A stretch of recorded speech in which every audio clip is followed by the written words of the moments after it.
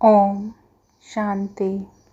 आज 26 अक्टूबर 1971 के अव्यक्त महावाक्य हैं। टाइटल है कर्म का आधार वृत्ति। आज प्रवृत्ति में रहने वाले पांडव सेना की भट्टी का आरंभ है। अपने को पांडव समझते हो? निरंतर अपना पांडव स्वरूप स्मृति में रहता है। वह कभी अपने को पांडव समझते हो और कभी प्रवृत्ति वाले समझते हो। निरंतर अपने को पांडव अर्थात पंडे समझने से सदा यात्रा और मंजिल के सिवाय और कोई स्मृति रह सकती है? अगर कोई स्मृति रहती है तो उसका कारण कि अपना पांडव स्वरूप भूल जाते हो। स्मृति अर्थात वृत्ति बदलने से कर्म भी बदल जाता है। कर्म का आधार वृत्ति है। प्रवृत्ति वृत्ति से ही पवित्र अपवित्र बनती है। इसलिए पांडव सेना वृत्ति को सदा एक बाप के साथ लगाते रहें तो वृत्ति से अपनी उन्नति में वृद्धि कर सकते हो। वृद्धि का कारण वृत्ति है। वृत्ति में क्या करना है? अगर वृत्ति ऊंची है तो प्रवृत्ति ऊंची रहेगी। तो वृत्ति में क्या रखें जिससे सहज वृद्धि हो जाए? वृत्ति में सदा यही याद रखें कि एक बाप दूसरा न कोई। एक ही बाप से सर्व संबंध सर्व प्राप्ति होती है। यह सदा वृत्ति में रहने से दृष्टि में आत्मिक स्वरूप अर्थात भाई भाई की दृष्टि सदा रहेगी। जब एक बाप से सर्व संबंध की प्राप्ति की विस्मृति होती है तभी वृत्ति चंचल होती है।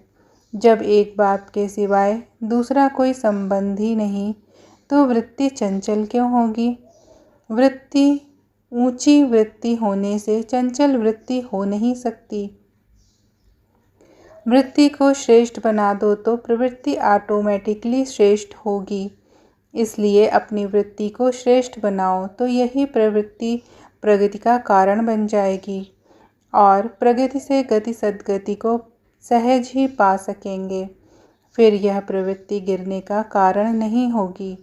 तो प्रवृत्ति मार्ग में रहने वालों को प्रगति के लिए वृत्ति को ठीक करना है। फिर यह वृत्ति के चंचलता की कंप्लेन कंप्लीट हो जाएगी। स्मृति व वृत्ति में सदा अपना निर्वाण धाम और निर्वाण स्थिति रहनी चाहिए और चरित्र में निर्माण। तो निर्माण निर्माण और निर्वाण यह तीनों ही स्मृति रहने से चरित्र कर्तव्य और स्थिति तीनों ही इस स्मृति से समर्थवान हो जाती है। अर्थात स्मृति में समर्थी आ जाती है। जहाँ समर्थी है वहाँ तीनों में विस्मृति नहीं आ सकती। तो विस्मृति को मिटाने के लिए यह समर्थ स्मृति रखो। यह तो बहुत सहज है ना। अगर चरित्र में निर्माणता है तो कर्तव्य भी विश्व निर्माण का ऑटोमेटिकली चलेगा। निर्माणता अर्थात निरहंकारी। तो निर्माणता में देह का अहंकार स्वतः ही खत्म हो जाता है।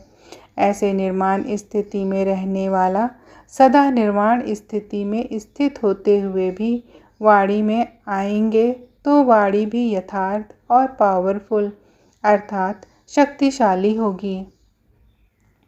कोई भी चीज़ कितनी अधिक शक्तिशाली होती है उतनी क्वांटिटी कम होती है लेकिन क्वालिटीज़ अधिक होती है।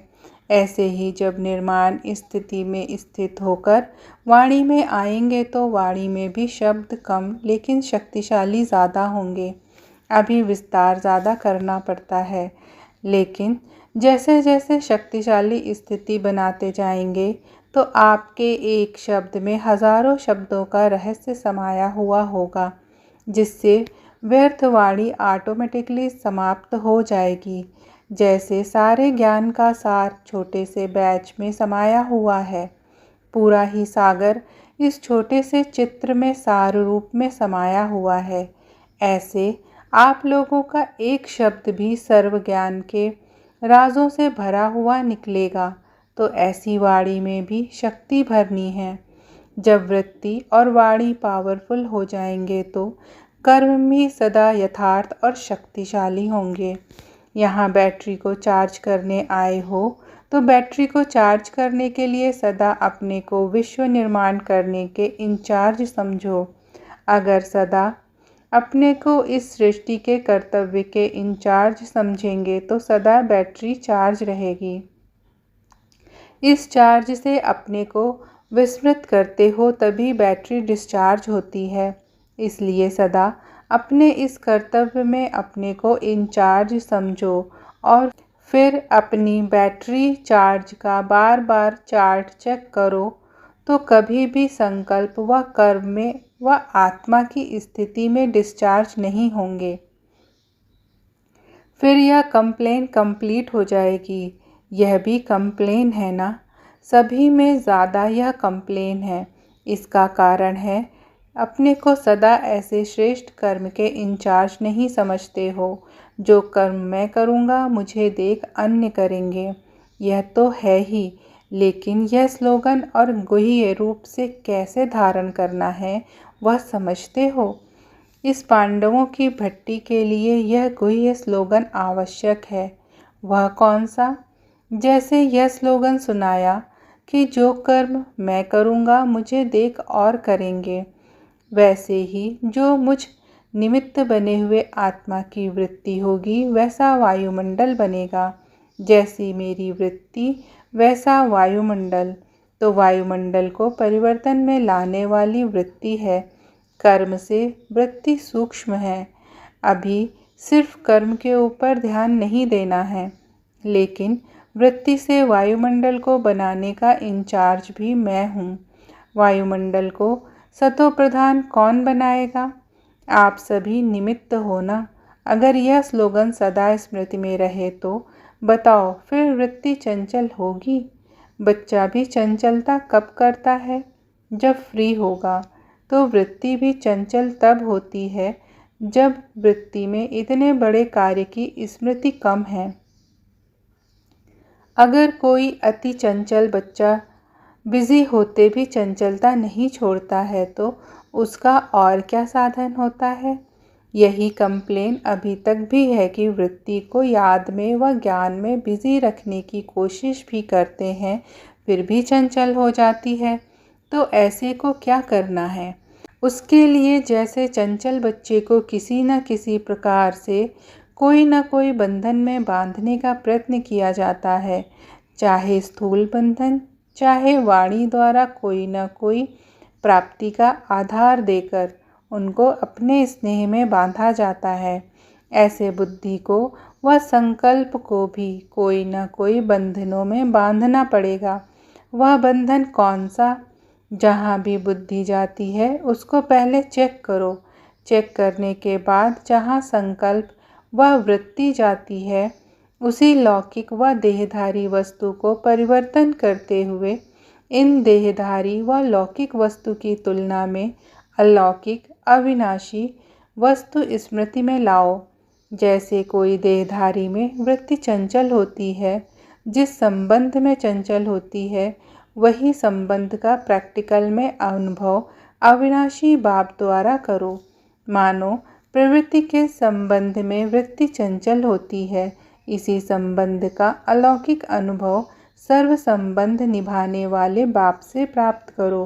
तो जब प्राप्ति की पूर्ति हो जाएगी तो फिर चंचलता की निवृत्ति हो जाएगी। समझा? अगर सर्व संबंध और सर्व प्राप्ति एक बाप द्वारा हो जाए तो अन्य तरफ बुद्धि चंचल होगी। तो सर्व संबंधों से एक ही बड़े ते बड़ा बंधन यही है कि अपनी चंचल वृत्ति को सर्व संबंधों के बंधन में एक बाप के साथ बांधो, तो सर्व चंचलता सहज ही समाप्त हो जाएगी और कोई संबंध व प्राप्ति के साधन दिखाई नहीं देंगे तो वृत्ति जाएगी कहाँ? अपने आप को ऐसे बांधो जैसे दृष्टांत प्रसिद्ध है कि सीता को लकीर के अंदर बैठने का फरमान था। ऐसे अपने को हर कदम उठाते हुए, हर संकल्प करते हुए बाप के फरमान की लकीर के अंदर समझो। अगर संकल्प में भी फरमान के लकीर से निकलते हो तब व्यर्थ बातें वार करती हैं। तो सदैव फरमान की लकीर के अंदर रहो तो सदा सेफ रहेंगे। कोई भी प्रकार के रावण के संस्कार वार नहीं करेंगे और ना ही समय प्रति समय अपना समय इन्हीं बातों में मिटाने के लिए व्यर्थ गवाएंगे। न वार होगा, न बार बार व्यर्थ समय जाएगा। इसलिए अब फरमान को सदा याद रखो। ऐसे फरमान बरदार बनने के लिए ही भट्टी में आए हो ना, तो ऐसा ही अभ्यास करके जाना जो एक संकल्प भी फरमान के बिना ना हो।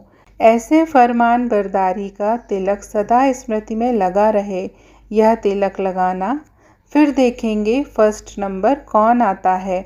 इस तिलक को धारण करने में फर्स्ट प्राइज लेने वाला कौन होता है। अच्छा, ओम शांति।